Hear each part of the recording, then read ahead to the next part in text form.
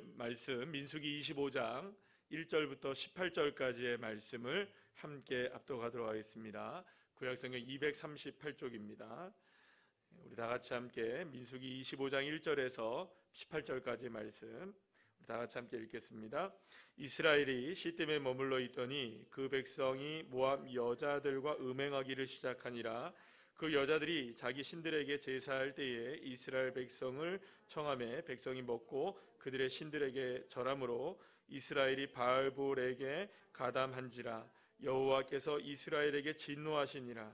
여호와께서 모세에게 이르시되 백성의 수령들을 잡아 태양을 향하여 여호와 앞에 목매어 달라. 그리하면 여호와의 진노가 이스라엘에게서 떠나리라. 모세가 이스라엘 재판관들에게 이르되 너희는 각각 바알볼에게 가담한 사람들을 죽이라 하니라. 이스라엘 자손의 온 회중이 회막문에서 올라올 때에 이스라엘 자손 한 사람이 모세와 온 회중의 눈앞에 미디안의 한 여인을 데리고 그의 형제에게로 온지라. 제사장 아론의 손자 엘르아살의 아들 비느하스가 보고 회중 가운데에서 일어나 손에 창을 들고 이스라엘 남자를 따라 그의 막사에 들어가 이스라엘 남자와 그 여인의 배를 꿰뚫어서 두 사람을 죽이니 연병이 이스라엘 자손에게서 그쳤더라. 그 연병으로 죽은 자가 24,000명이었더라. 여호와께서 모세에게 말씀하여 이르시되 제사장 아론의 손자 엘르아살의 아들 비느하스가 내 질투심으로 질투하여 이스라엘 자손 중에서 내 노를 돌이켜서 내 질투심으로 그들을 소멸하지 않게 하였도다. 그러므로 말하라. 내가 그에게 내 평화의 언약을 주리니 그와 그의 후손에게 영원한 제사장 직분의 언약이라. 그가 그의 하나님을 위하여 질투하여 이스라엘 자손을 속죄하였음이니라. 죽임을 당한 이스라엘 남자 곧 미디안 여인과 함께 죽임을 당한 자의 이름은 시므리니 살루의 아들이요 시므온의 조상의 가문 중 한 지도자이며 죽임을 당한 미디안 여인의 이름은 고스비이니 수르의 딸이라. 수르는 미디안 백성의 한 조상의 가문의 수령이었더라. 여호와께서 모세에게 말씀하여 이르시되 미디안인들을 대적하여 그들을 치라. 이는 그들의 속임수로 너희를 대적하되 보올의 일과 미디안 지휘관의 딸 곧 보올의 일로 연병이 일어난 이 날에 죽임을 당한 그들의 자매 고스비의 사건으로 너희를 유혹하였음이니라. 아멘. 자리에 앉으시겠습니다. 옆에 있는 분들과 인사 나누겠습니다. 반갑습니다. 감사합니다. 귀한 은혜의 자리 수요일 밤 예배에 나오셔서 예배하는 여러분 한 분 한 분들을 축복합니다. 자, 오늘은 민수기 25장 1절부터 18절까지 우리가 긴 한 장의 말씀을 다 읽었는데요. 하나님의 정의라는 제목으로 오늘 민수기 25장의 말씀의 내용으로 함께 은혜를 나누고자 합니다. 혹시 여러분들 미국의 하버드 대학에서 가장 유명한 강의라고 해요. 그 강의로 꼽히는 강의 중에 하나가 뭐냐면 마이클 샌델 교수의 이 정의란 무엇인가라는 강의라고 합니다. 혹시 이제 유튜브나 방송을 통해서 보신 분들도 계실 것이고 또 책을 읽으신 분들도 계실 텐데 이분의 강의를 이제 책으로 낸 책이 바로 이제 정의란 무엇인가라는 책으로 유명해졌고 우리나라에 또 EBS에서 이분이 이제 방송으로 이 이야기에 대한 부분이 또 나와 있기도 합니다. 여러분 나중에 한번 꼭 시간 되시면 이 책을 또 읽어보셔도 좋을 것 같고 방송을 보셔도 좋을 것 같아요. 자, 그런데 이 책에서 이제 말하고 있는 정의란 무엇인가? 정의, 올바름, 탁월함 이런 것에 대한 뜻인데요. 사실은 이 정의라는 뜻이 이 마이클 샌델 교수가 얘기하는 게 여러 가지 다양한 이야기들을 합니다. 이걸 여기서 이 시간 다 얘기도 할 수도 없고 또 굉장히 어려운 내용이기도 하고요. 그런데 이분이 얘기하는 정의가 매우 상대적 정의를 얘기합니다. 상대적인 정의. 이게 무슨 말이냐면 최대의 우리가 이제 살아가는 데 있어서 우리의 인생에 있어서 최대의 행복을 누리기 위해서는 최선의 선택을 해야 하는데 그 최선의 선택이 바로 우리가 올바름을 선택하는 것이다 라는 이야기를 합니다.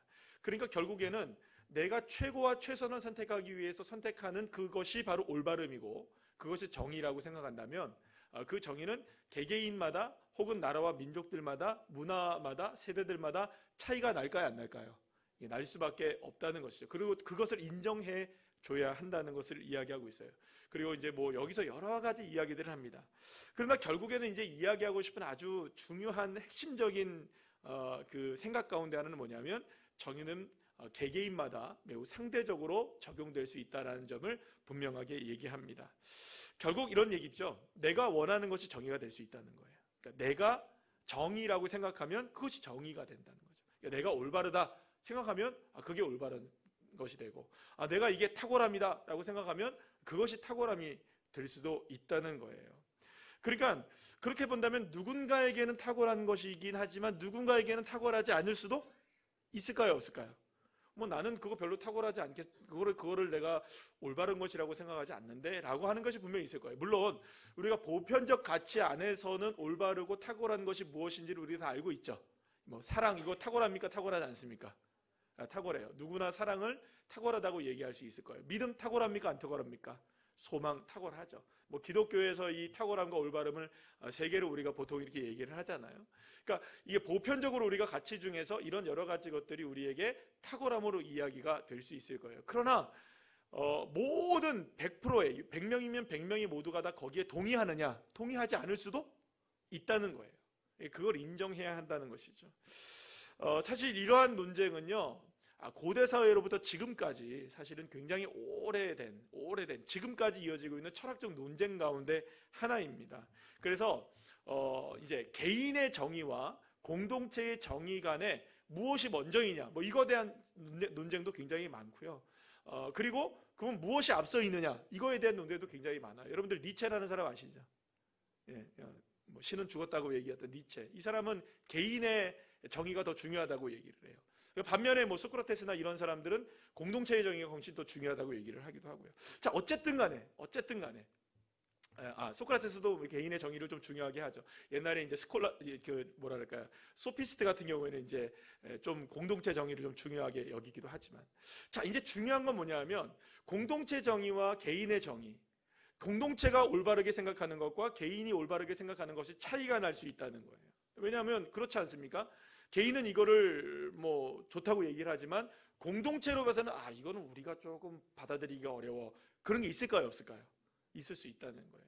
그래서 이 간극을 어떻게 메우느냐, 개인이 먼저냐, 공동체가 먼저냐, 공동체가 먼저냐, 개인이 먼저냐, 이것도 시대적인 차이들마다 계속 변화됐다고 할 수가 있어요. 물론 지금 이제 21세기 살아가고 있는 지금의 사회는 굉장히 다원화된 시대이고 또 개인주의가 팽배한 시대를 살아가고 있기 때문에 사실은 무엇이 좀 더 앞서 있을까요?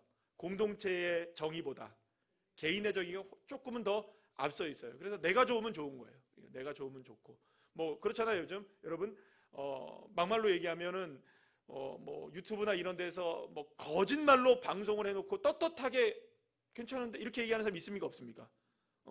그런 사람이 있어요. 뭐 죄를 저질러 놓고도 나 괜찮은데 내가 죄를 저지르는 게 들킨 게 억울한 거죠, 그죠?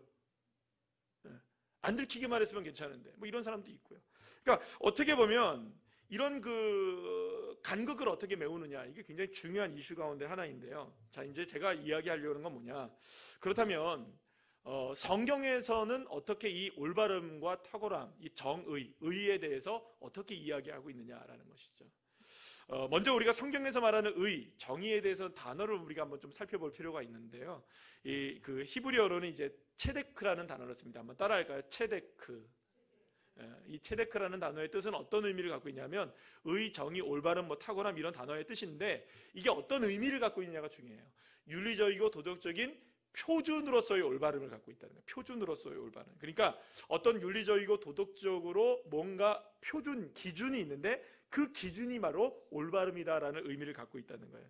자, 그런데 이 성경에서 말하는 이 그 정의, 올바름은 거의 대부분 무엇과 연결되어 있냐면 하나님의 성품과 연결되어 있습니다. 그러니까 인간에게서 드러나는 게 의가 아니라 누구에게서 드러나는 게, 성경에서는 하나님의 성품으로서의 의를 이야기하는 게 많아요. 그래서 하나님의 성품과 연결됨으로 말미암아 우리에게 나타나는 도덕과 말하자면 윤리적인 측면에 있어서 우리가 이제 사람이 지녀야 할 올바름과 말하자면 탁월함도 하나님의 성품을 기준으로 했을 때에 사용되는 단어라고 이야기할 수 있다는 거예요. 그래서 시편 145편 17절 말씀을 우리 다 같이 한번 읽어볼까요? 시작. 여호와께서는 그 모든 행위에 의로우시며 그 모든 일에 은혜로우시도다. 아멘. 그래서 성경은 정의가 하나님의 성품을 기준해서 그 기준을 벗어나지 않는 것이라고 얘기하고 있는 거예요. 따라합시다. 하나님의 성품에서 벗어나지 않는 것. 그러니까 성경에서 이야기하고 있는 정의, 올바름, 탁월함, 이런 것들의 그 정의를 내리자면 하나님의 성품에서 벗어나지 않는 것을 얘기하는 거예요. 그러니까 하나님의 뜻, 하나님의 하나님의 성품에서 벗어나지 않는 것. 그럼 뭐에서 벗어나지 않는 걸 얘기하는 걸까요? 결국에는 우리에게 주어진 하나님의 말씀에서 벗어나지 않는 것이 사실은 이게 정의라고 말할 수가 있어요. 자, 그렇기 때문에 성경에서 말하는 정의는 언제나 하나님의 말씀과 하나님의 뜻을 표준 삼아 살아가는 것을 말하는 거예요. 무엇이 표준이 된다? 무엇이 기준이 된다? 하나님의 말씀이 기준이 되는 것을 정의로운 삶이라고, 올바른 삶이라고 이야기하고 있다는 거예요. 그럼 여러분, 정의롭지 못한 삶, 올바르지 못한 삶, 탁월하지 못한 삶은 어떤 삶을 이야기할까요? 하나님의 말씀을 벗어나서 살아가는 삶이겠죠. 그렇죠? 하나님의 말씀을 벗어나면, 그 기준에서 벗어나게 되면 그것이 바로 정의롭지 못한 삶이 되고, 하나님 말씀 안에서 살면 그것이 어떤 삶이 되느냐? 정의로운 삶이 될 수 있다는 거예요. 자, 그런데 문제는 인간 스스로가 정의로울 수가 없다는 거예요.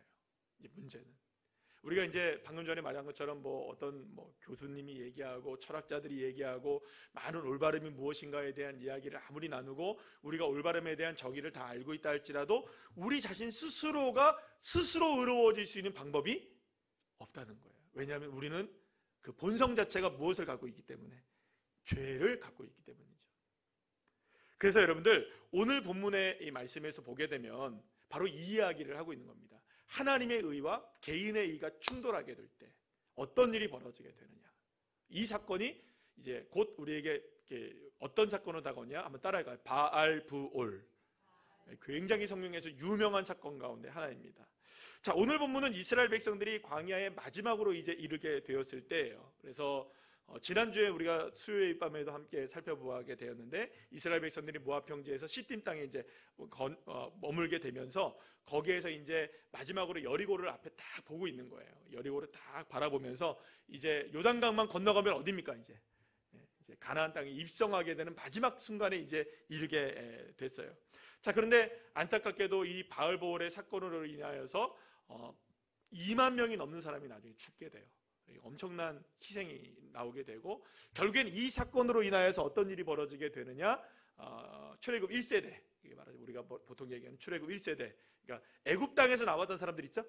그 사람들이 다 어디서 죽느냐? 바로 이 광야에서 죽게 되는, 안타까운 사실이죠. 안타까운 일이죠. 결국에는 이렇게 정탐꾼의 그 사명을 온전히 잘 감당하지 못해서이기도 했지만, 이스라엘 백성들이 가나안 땅으로 가는 여정 속에서 계속된 이 그 죄로 인하여서 결국엔 이렇게 죽음을 맞이하게 되는 안타까운 모습이 벌어지게 됩니다. 자, 그런데 이제 마지막에 이제 이 그 모압의 땅, 시딤 땅에 딱 이제 그 진을 치고 이스라엘 백성들이 거하게 되었을 때에 이것에 대해서 모압 사람들이 미디안 사람들이 굉장히 두려움을 느끼게 되죠. 그래서 지난주에 우리가 함께 살펴봤던 것처럼 모압 왕 발람이 미디안 장로들과 함께 누구를 그 돈으로 주고 매수합니까? 발락이라는 이제 그 이방 선지자를 돈으로 매수해서 그에게 뭘 하게 하십니까? 하나님께 기도해서 말하자면 저주를 하게 하라. 그래서 이스라엘 백성들 어떻게 하라? 망하게 해달라. 그런데 실패합니까? 성공합니까? 실패합니까? 실패하게 돼요. 나귀가 막아서기도 하고, 그죠?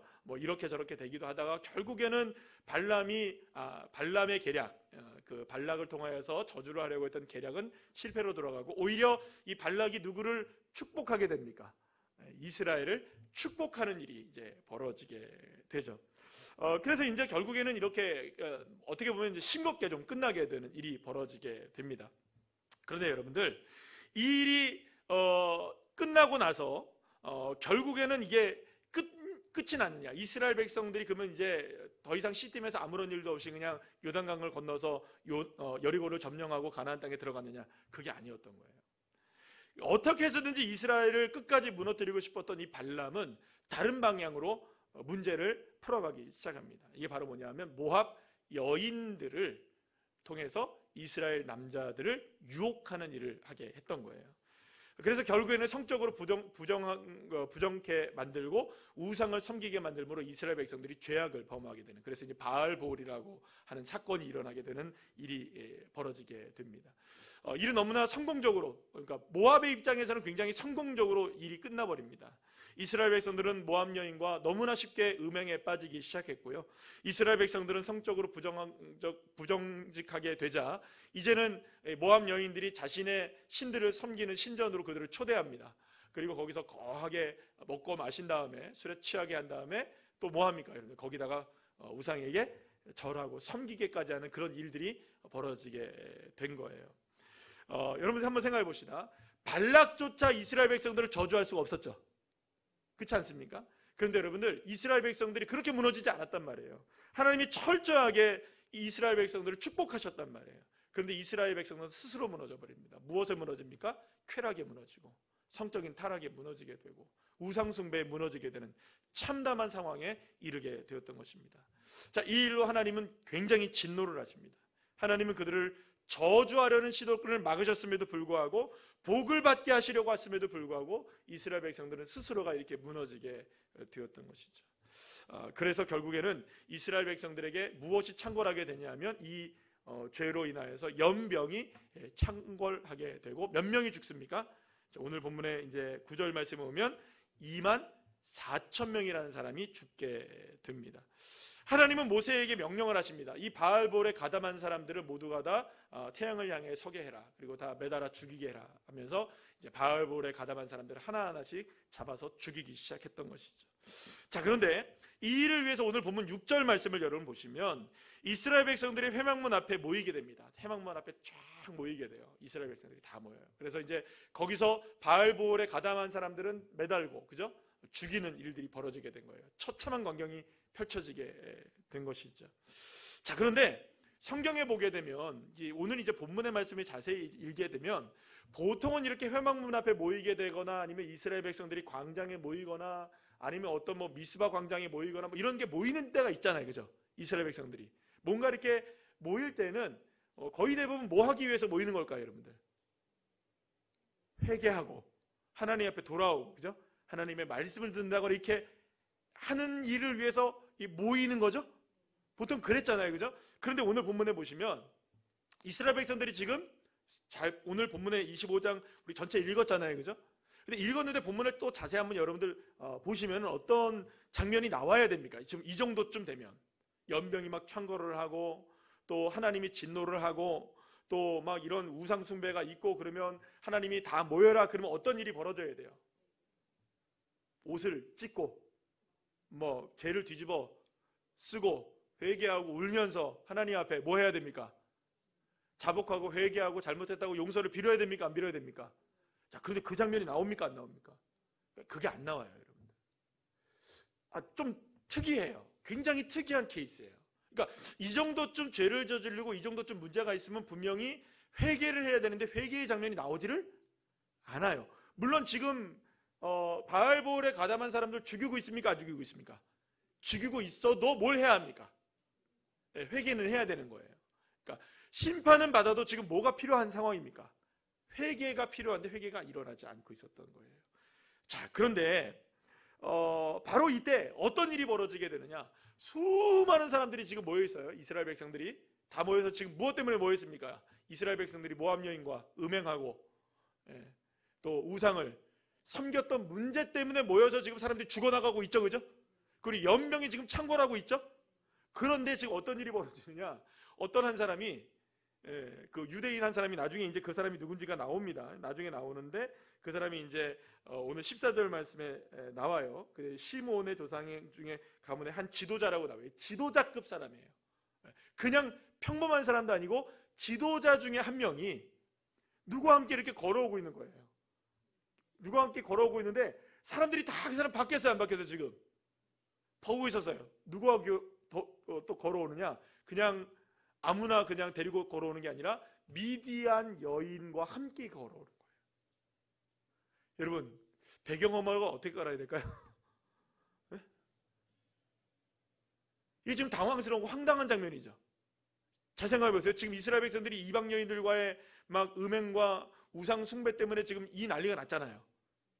자, 그런데 소위 이스라엘의 지도자라고 하는 사람이 지금 미디안과 지금 싸우고 있습니까? 안 싸우고 있습니까?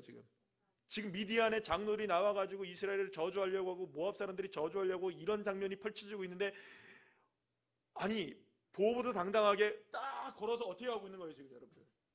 마치 웨딩 이게 그 장면인 것처럼 수많은 사람들이 자기를 축복하는 줄 알았겠죠, 그죠? 그래서 모여서 이 미디안 여인과 걸어가는 거예요. 당황스럽죠, 여러분. 황당하죠.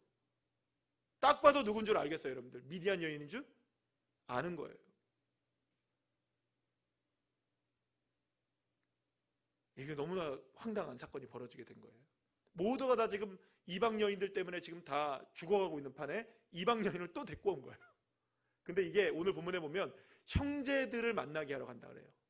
그 형제들을 만나게 한다는 게 무슨 말일까요, 여러분들? 아마도 선을 보이는 것 같아요. 이방 여인을 데리고 와서 내 첩으로 삼든 뭐 아내로 삼든 삼으려고 데리고 와서 가족들에게 이렇게 뭘까요? 이렇게 소개시켜 주려고 했던 것 같아요. 그래서 이제 이렇게 걸어가게 됩니다. 다 걸어가요. 아무도 그 부분에 있어서 말을 하지 않아요. 너무나 황당해서 그럴 수도 있었을 거예요. 그런데 바로 그때 누가 일어나게 되느냐? 비느하스라는 사람이 창을 들고 일어나서 그 남자를, 지도자를 따라갑니다. 그리고 그 사람이 막사, 그러니까 그 집에 들어가서 그 여인과 그 남자를 창으로 찔러 죽이게 됩니다. 그리고 그렇게 되자 어떤 일이 벌어지게 되느냐? 하나님께서 이스라엘에게 내리시던 연병이 그치게 되었다. 여러분 한번 생각해 봅시다. 수많은 사람들이, 이스라엘 백성들이 모여서 회막문 앞에 모여서 지금 이런 문제를 놓고 지금 심각한 상황이 펼쳐지고 있을 그때에 또 사실은 어떤 일이 벌어지고 있었던 거예요. 계속해서 뭐가 일어났던 거예요, 여러분들? 연병으로 사람들은 죽어가고 있었던 거예요. 그러니까 이게 굉장히 중요한 장면인 거예요. 그러니까 여전히 사람들은 죽어가고, 연병으로 죽어가고 있었고 바알볼에 가담한 사람들도 죽이고 있었던 거예요. 그런데 그때 한 지도자가 여인을 데리고 지나갔는데, 여러분 이게 중요합니다. 모세도 가만히 있었어요. 네. 지도자들이 다 가만히 있었어요. 모세도 가만히 있었어요. 여호수아도 가만히 있었어요. 갈렙도 가만히 있었어요. 모든 사람들이 다 가만히 있었어요. 어떻게 해야 될까요, 그거를? 가만히 둬야 될까요?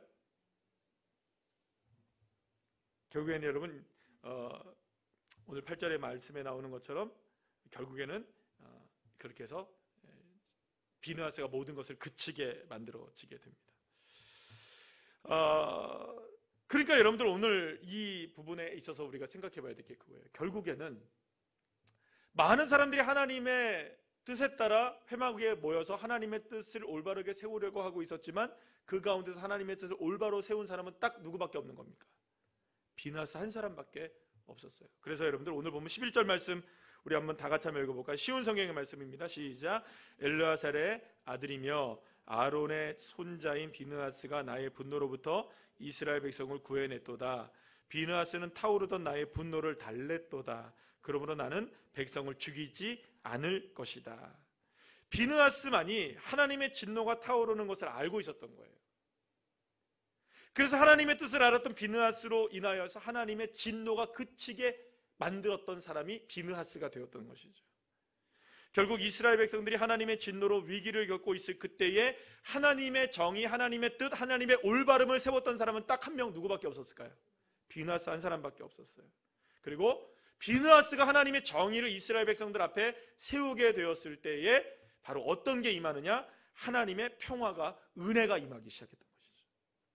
그리고 결국에는 비느하스는 이 일로 영원한 제사장의 직분을 받게 되는 은혜를 누리게 되었고, 이 일로 인하여서 이스라엘 백성들은 다시금 새롭게 정비를 합니다.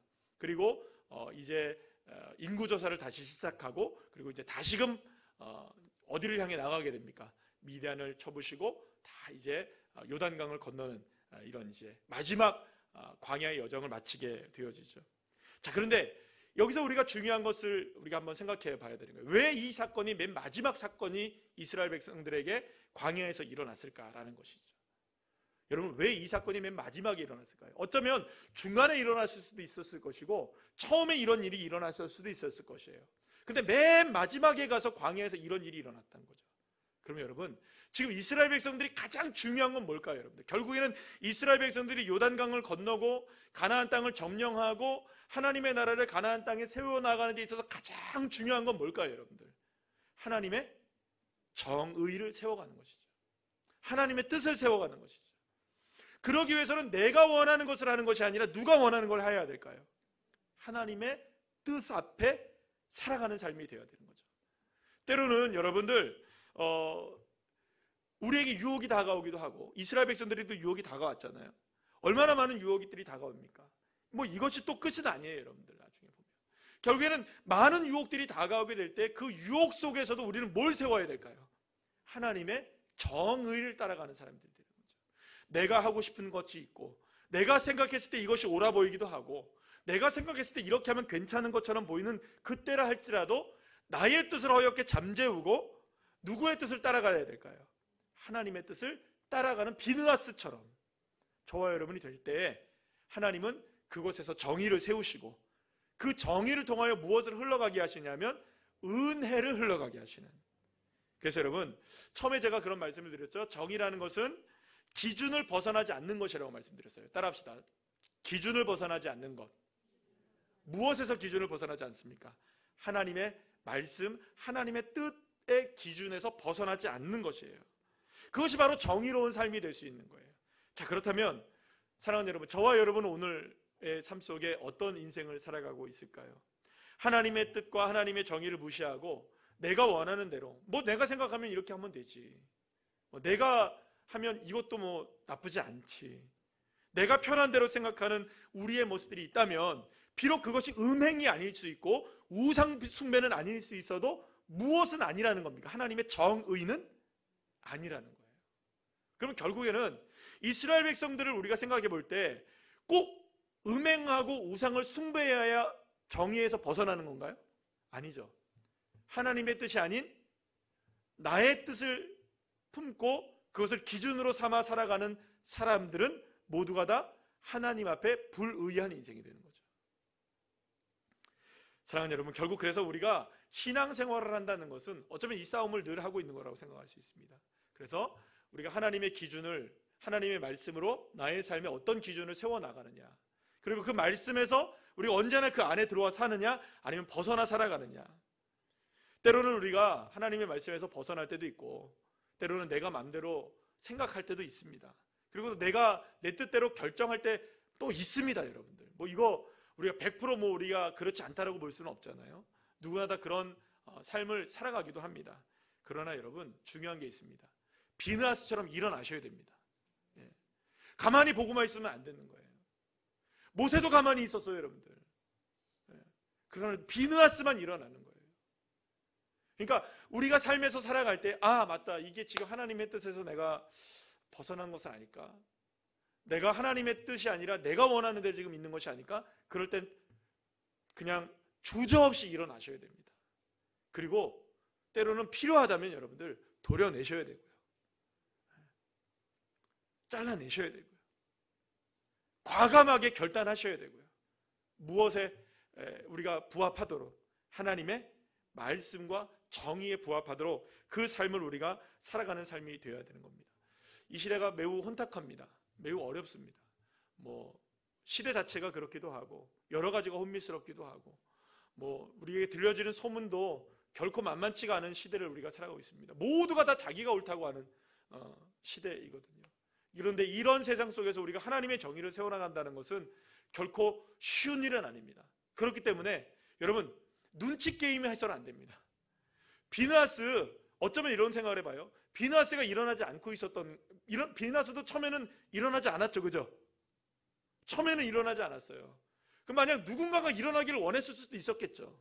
누군가가 일어났어야겠죠. 여러분, 눈치 게임하는 게 아니에요. 맞다고 생각하면 일어나셔야 됩니다.